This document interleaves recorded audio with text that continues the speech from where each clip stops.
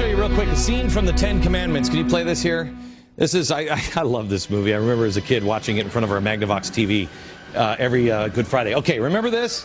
What is that? That's the pillar of fire. Fire plays such an important role in the Moses story. Moses in the burning bush, but the bush never catches on fire, right? It doesn't ever catch fire. The fire consumes only untruths. Fire doesn't consume the Israelites. It doesn't consume Moses. It can consume and stop the Pharaoh. The fire is truth. Stand in the truth. And if you're not telling the truth, as the losers in yesterday's election found out, I mean, that fire is going to consume you.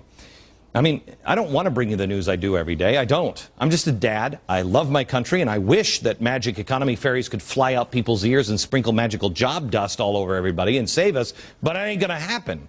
Reality is the truth. And the truth is that things are getting worse in the economy, not better. But there's good news. Let me show you, show the seal, please. Okay, see the Pharaoh? Here's the pillar of fire. This is one of the suggested seals from the United States, only suggested by Benjamin Franklin and Thomas Jefferson, both heathens. Here's the good news. They got it then. I read one of their letters from 2023 where they said, people, when it collapses, when it falls apart, the people will remember what we did and they'll build it better than we had it. This is what they want you to remember. The truth of God. The truth is a fire that will consume everything that's not true. Here's some truth from businessinsider.com. Watch these. Suddenly, everybody's in the crash camp, not just the bear camp. Uh-oh, not good. Before the liberal bloggers blame me for this, I'd like to remind the Huffington Post and Media Matters that according to you guys, I've lost all my audience, so I'm not sure how I'm stirring up fear in the country. Next one. Newsletter writers, hedge fund managers, journalists, bloggers, technicians, fundamental analysts, economists, and strategists are all joining the crash camp left and right. Remember, we're talking about a crash. Business Insider, not Glenn Beck. There's also a CNBC poll. Now, this is just people that were reading CNBC on the internet. CNBC had a poll where 36% of respondents think the Dow will drop to 5,000 this year.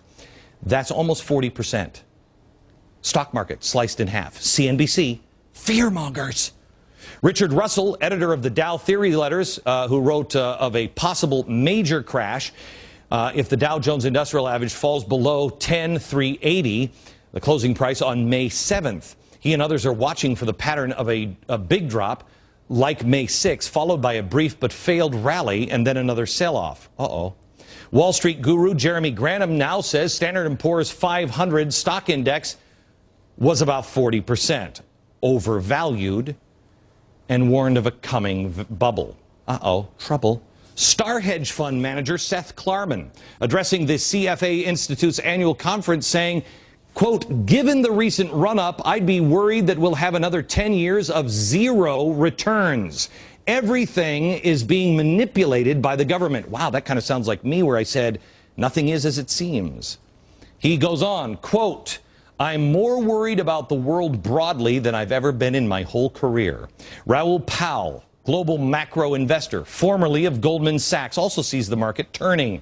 He says he has a specific time frame in mind. He wrote that the crash could take place within 2 days or 2 weeks.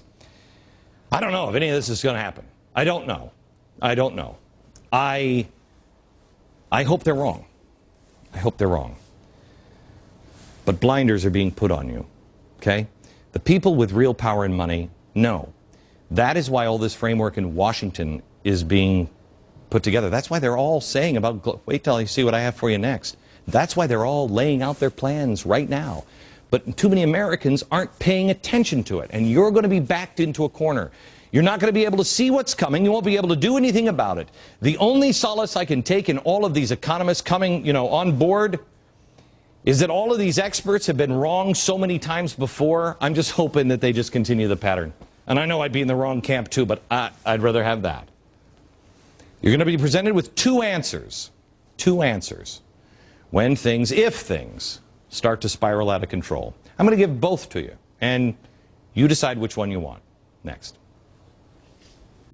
The polls say one thing, NBC says another. Find out the truth about immigration next.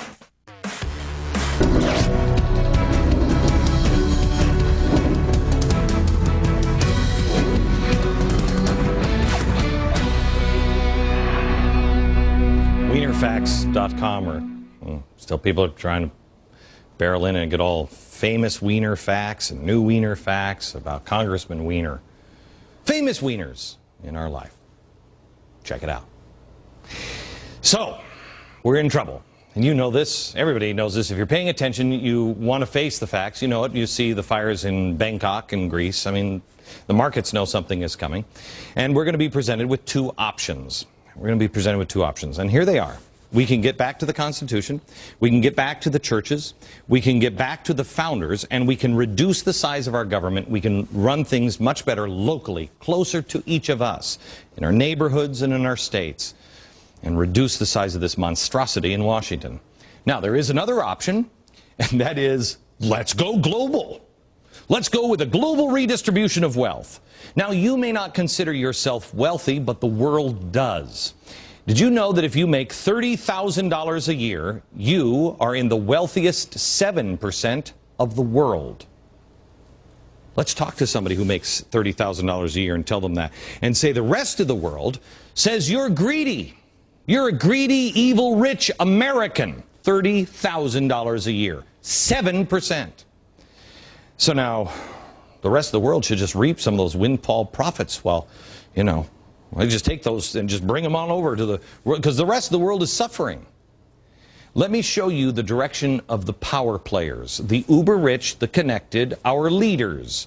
Where should we be headed next? Watch. Although tonight I speak to you not as a candidate for president, but as a citizen, a proud citizen of the United States and a fellow citizen of the world. We created global trade, we created global finance, we created global companies, but we forgot to create a global government.